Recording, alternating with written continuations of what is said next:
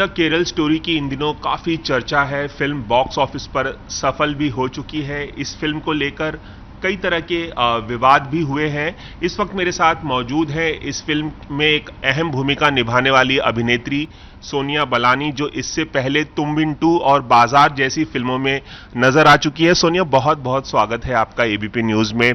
Film की काफी चर्चा हो रही है, कई विवाद भी हुए, और आपका जो किरदार है इसमें आसिफा का, उसकी भी खास तौर पे चर्चा हो रही है, क्योंकि वो एक ऐसी लड़की का किरदार निभा रही है जो बाकी लड़कियों को ब्रेन वॉश करती है ताकि वो आतंकवादी संगठनों में शामिल हो सके।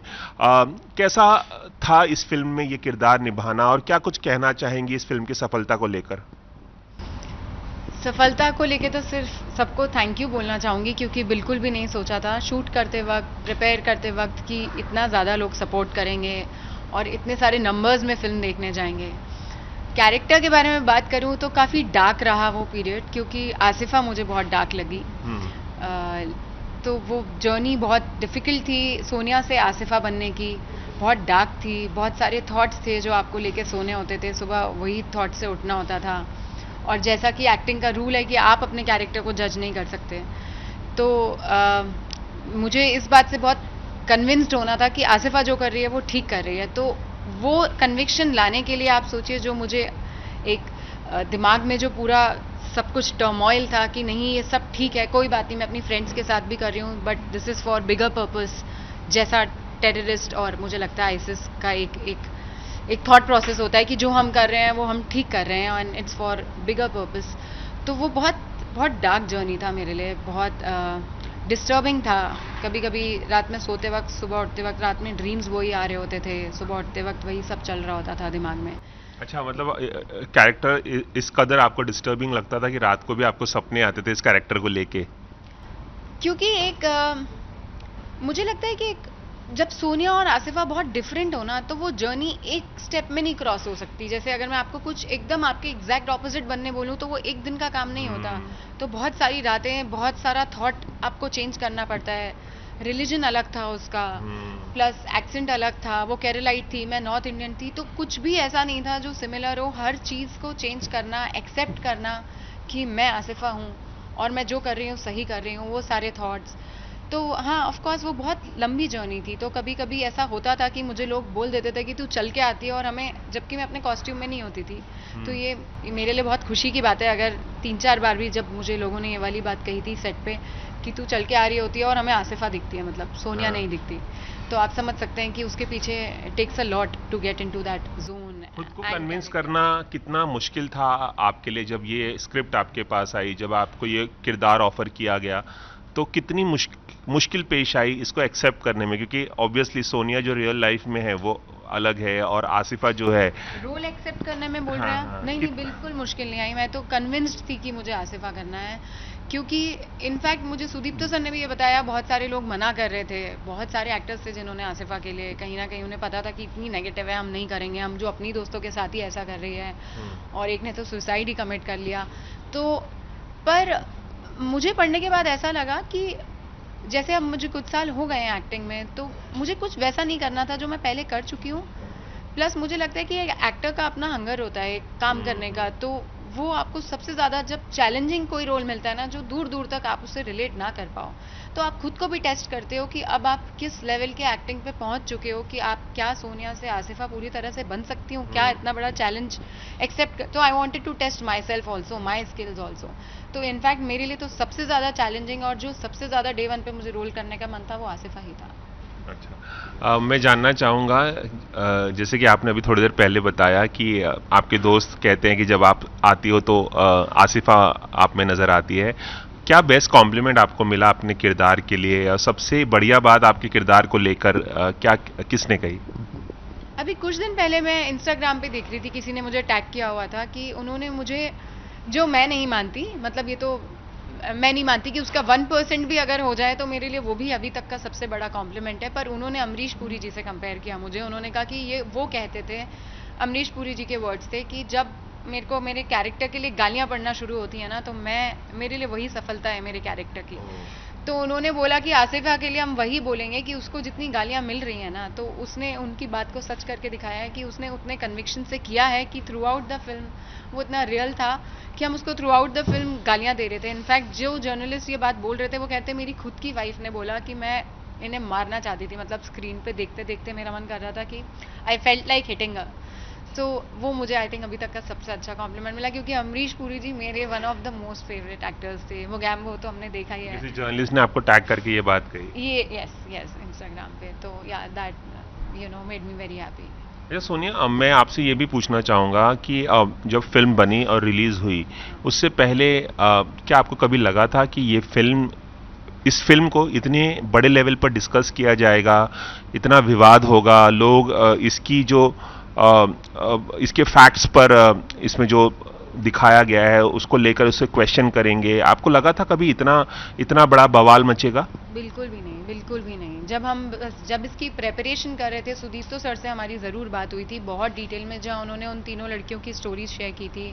हमने पिक्चर्स देखे थे, कुछ ऐसे मोमेंट्स शेयर किए थे उन्होंने कि हम इंस्टेंटली हम लोग को लग गया था कि नहीं, मतलब वी वर क्वाइट नम। मतलब जब वो बात चल रही थी तो बहुत देर तक मुझे याद है कि हम लोग सब इतना चुप थे कि हम उस टॉपिक पे भी एक दूसरे से डिस्कस नहीं कर पा रहे थे। तो हमने तो बस उतना ही सोचा था कि ये किसी की रियलिटी है जो लोगों के सामने आनी चाहिए। ये सब चीज़ें तो हमने कभी सोची ही नहीं थी कि इतना अच्छे से इस फिल्म को एक्सेप्ट किया जाएगा, लोग इतना ज़्यादा सपोर्ट करेंगे। ये सब चीज़ें तो बाद में even you know it wasn't expected. और जब ये विवाद इरप्ट हुआ तो फिर लाइक वो यू शॉक्ड? क्या आपकी पहली प्रतिक्रिया क्या थी, क्या रिएक्शन था? बहुत शॉक तो नहीं बोलूँगी मैं, क्योंकि ऑफ लेट जो भी फिल्म्स आ रही हैं कभी बॉयकॉट कर दो, या क्योंकि मुझे ऐसा लग रहा है कि ये थोड़ा तो ऑफ लेट, बल्कि मुझे लगता है हमें थोड़ा और ओपन हो जाना चाहिए सिनेमा के लिए। एक फ्रीडम ऑफ स्पीच जो मुझे लगता है होनी चाहिए सबके पास। तो जैसे बैन लगने की भी जो बात है, और इससे पहले भी कुछ फिल्म्स को बॉयकॉट करने की बात, मुझे ऐसा लगता है कि फिल्म बननी सब चाहिए, लगनी सब चाहिए। वो आपके ऊपर है कि आप उस फिल्म से क्या पिक कर रहे हो, आपको जाना है नहीं जाना, it should be up to you. लेकिन ये नहीं होना चाहिए कि आप उसे कर्ब करो।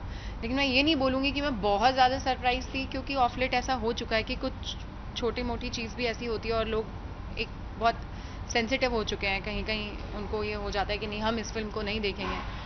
तो थोड़ा तो एक्सपेक्टेड था, आई विल नॉट डिनाई, लेकिन हाँ इतना ज़्यादा नहीं।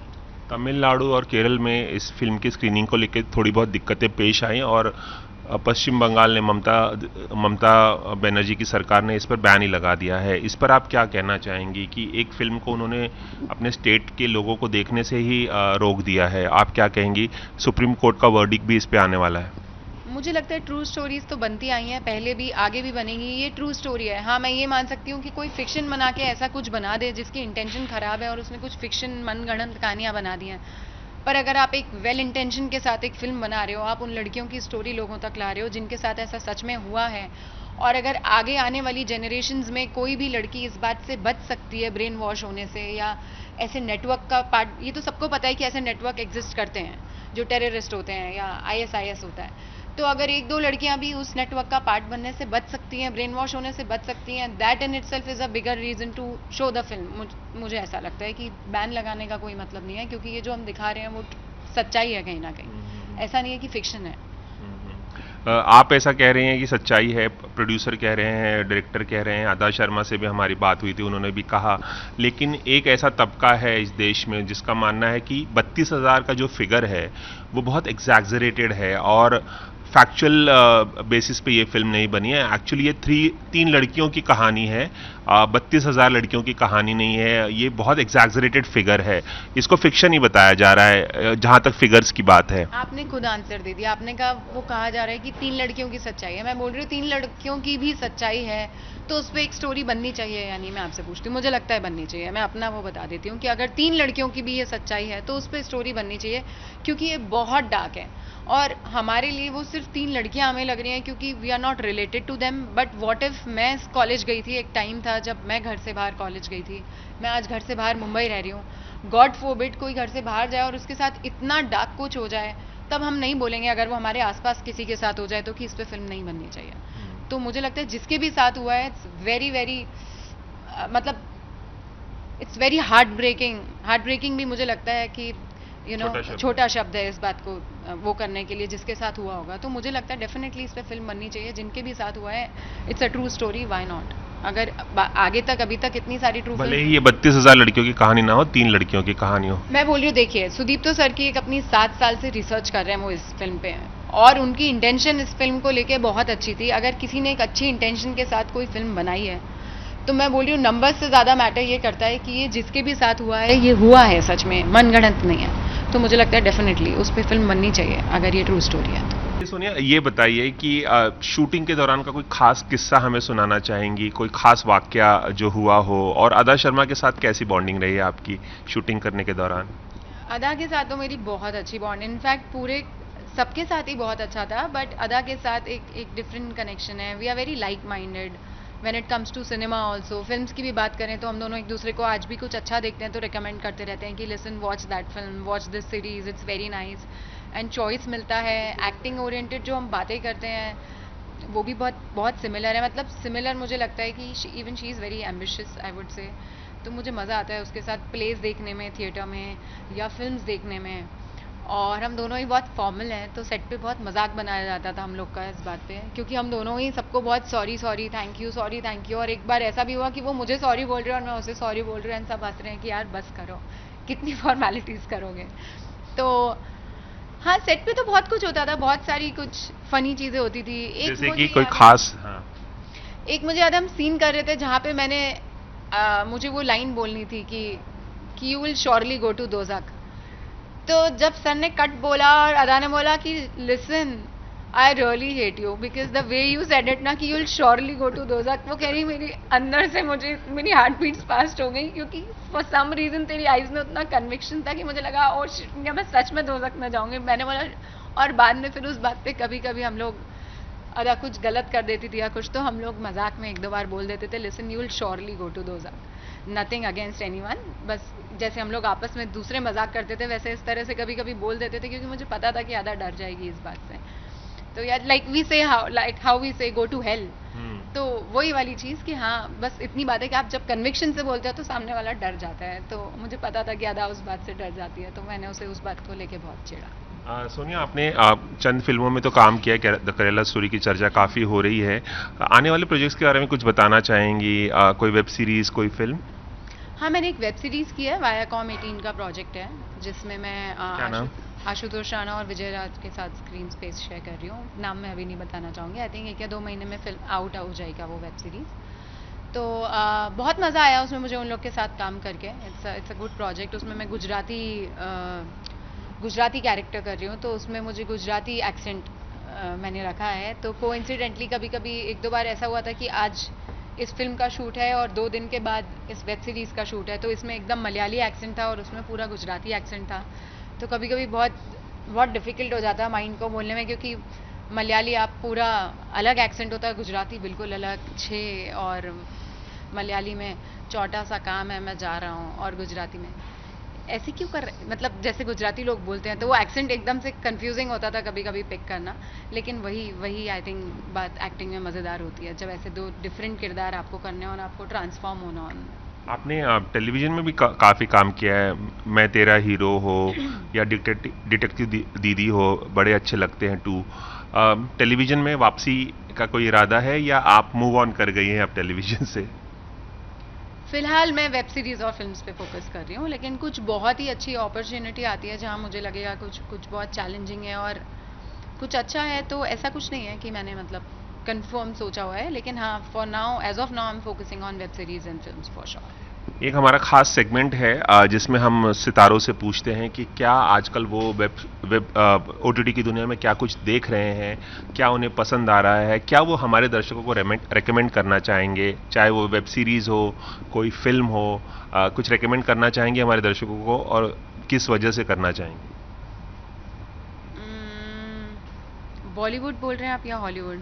कोई भी, हिंदी, इंग्लिश, कुछ भी, ग्लोबल भी हो सकता है, इंडियन मैं भी। बिग लिटिल लाइज देख रही थी अभी, निकोल किडमैन का बहुत अच्छा कैरेक्टर है उसमें, जो पुराना है लेकिन मैंने अभी देखा है। वाइट लोटस देखा मैंने, मुझे वो बहुत इंटरेस्टिंग लगा। अमेरिकन क्राइम, मोनिका लून्स की, वो मैं अभी देख रही हूँ। सारे ही बहुत अच्छे हैं। बट ट्रू डिटेक्टिव मैं स्पेशली रिकमेंड करना चाहूँगी, वो मुझे बहुत अच्छा लगा। मैथ्यू मैकॉनी का बहुत ही अच्छा कैरेक्टर है उसमें, बहुत नुआंस्ड और बहुत ही अमेजिंग स्टोरी भी है। कोई इंडियन सीरीज या इंडियन फिल्म? कोई इंडियन सीरीज मैंने देखी थी, मैं नाम भूल रही हूँ, जुबली, बहुत अच्छी है, बहुत अच्छी। उसमें सारे characters and Vikramaditya Motwane, I think hats off to him, hats off to him. अगर मुझे कभी उनके साथ काम करने का मौका मिला, wow, I would feel so happy, क्योंकि उनकी सबसे अच्छी बात ये कि सारे कैरेक्टर्स का एक जो नुआंस तरीके से लिखा भी जाता है। एक तो एक्टिंग वाइज तो होता ही है, पर मुझे लगता है बहुत सारे एक्टर्स को जब वो राइटिंग भी बहुत अच्छी होती है ना, तो करने में बहुत मज़ा आता है। तो जो सबका कैरेक्टर जिस तरह से लिखा गया था और जिस तरह से उन्होंने एग्जीक्यूट किया, दोनों ही चीज़ें कमेंडेबल हैं। इवन डायरेक्शन ऑल्सो, तो मुझे लगता है jubilee is a complete package of very good music. उन्होंने म्यूज़िक भी उस एरा का रखा है, प्लस बहुत सारे पुराने एक्टर्स की नई स्टोरी जो हमारे सामने आई। आई थिंक या आई वुड डेफिनेटली रिकमेंड। तो हम उम्मीद करेंगे कि विक्रमादित्य मोटवाने जो जुबली के निर्देशक हैं और वो सुन रहे होंगे इस इंटरव्यू को, और सोनिया बलानी के साथ ज़रूर एक दिन काम करेंगे। हम उम्मीद ऐसे करते हैं, और आपको बहुत बहुत शुभकामनाएं आपके फ्यूचर प्रोजेक्ट्स के लिए। एबीपी न्यूज़ से खास बातचीत करने के लिए बहुत बहुत शुक्रिया। Thank you so much. Cameraman Ravi Panchal के साथ रवि जैन, एबीपी न्यूज़, मुंबई।